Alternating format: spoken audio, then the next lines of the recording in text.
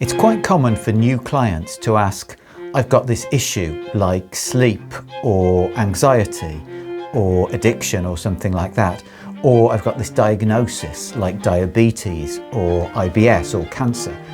Can you cure it? And my answer to that question might be a little bit surprising. The answer I give might cost me some business sometimes, but it's the truth. I always say, I can't cure anything, I don't know how to. And when people hear this, they are sometimes shocked and they might say or think something like, what's the point of you as an energy healer if you can't cure anything? But I'm not saying that issues can't be resolved or cured. That's not the point. Many clients report transformational improvements in their issues, and in my experience, that's more the norm than anything else. I'm just taking the emphasis off the I and the cure, because ultimately it's not me who's doing anything. It's not like I have an extensive body of medical knowledge and expertise to draw on and to make all sorts of technical decisions. It's not like that at all. I just let whatever happens happen through me. And I have no idea of how the mechanism works or of what the results are likely to be. And sometimes they can be surprising and they can be different from what we're working towards. One example of that I often like to give is of a man in Africa that I was working with who came with issues around abundance, and we worked on increasing his flow of income. And when he came back for a second session, I asked him whether there'd been any change in this, and he said, no, none at all. And I asked him, well, is that disappointing?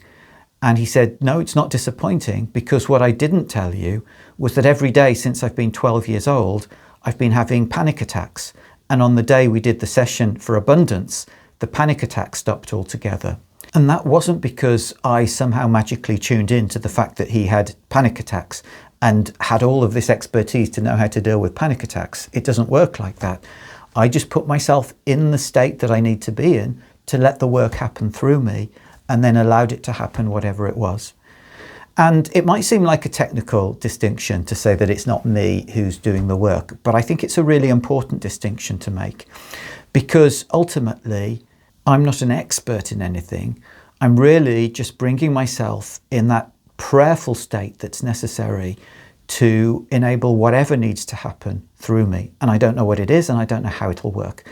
And I am often inspired by something that was said by Dr. Brad Nelson, who created a lot of the healing modalities that I use most often. And he said a lot of very wise things, but I think my favorite of his is whenever anybody asks him, well, why has this imbalance come up? Why is this emotion associated with this imbalance, or whatever comes up during the session? He always just says, I don't know, I don't work here. And it's that embodiment of that attitude of humility that I don't have the expertise. I just do what I need to do, and I allow whatever results to happen. And sometimes that can be surprising for clients who are used to explanations and at least want to see charts and an understanding of how things fit together. But energy healing really doesn't work like that. And we explore this question a lot in the video that we did on the difference between allopathic and energetic approaches to healing. And that's actually quite liberating, because it's only by renouncing the claim to skills and experience and greatness that success becomes possible in healing. It's not that the healer doesn't bring anything, it's just not knowledge and skills and expertise in the traditional sense, and it's difficult to clearly define. And the only thing that really confirms to a healer that what they're doing is actually working and it's effective is the results that the clients report. So that's actually a crucial part of being able to continue as a healer, to get this ongoing positive feedback from a large majority of clients. Well, that's all very interesting, but will my problem be solved or not? Yes, I'd forgotten about you. Well, like many energy healers, I commonly see clients who report transformational changes in their lives. Sometimes I see it in front of me, especially if it's something like physical pain, or sometimes with something like depression. You can see people physically changing in front of you.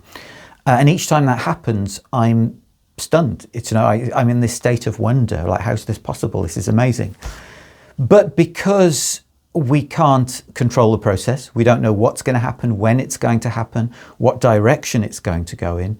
We have to be really careful about claiming what we can and can't cure, what we can and can't affect, because we're not directly choosing what the end result of any session is going to be.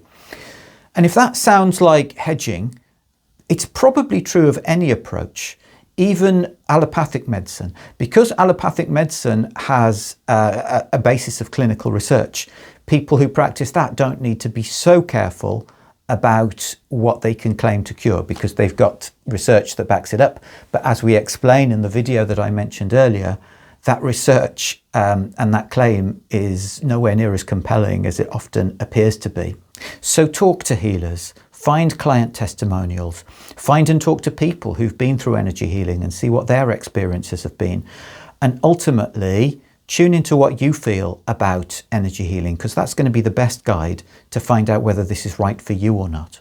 Thank you very much. This has been a very enlightening video. Well, I haven't edited it yet, so at least wait until it's finished before evaluating it. Well, it's got me in it, so it's bound to pull in the crowds. You're not even real. You're just an AI generation. Okay, there's no need to rub it in. To find out more about how I work, you can browse the videos on this YouTube channel or visit our website at heartfulhealing.co.uk. Next time, we'll be turning our attention to the subject of eating and how we can eat in a way that feeds and nourishes and supports our body rather than taxing, overloading and poisoning it. But for now, I'm going to leave you with this week's wise words that people used to say in the early 1990s.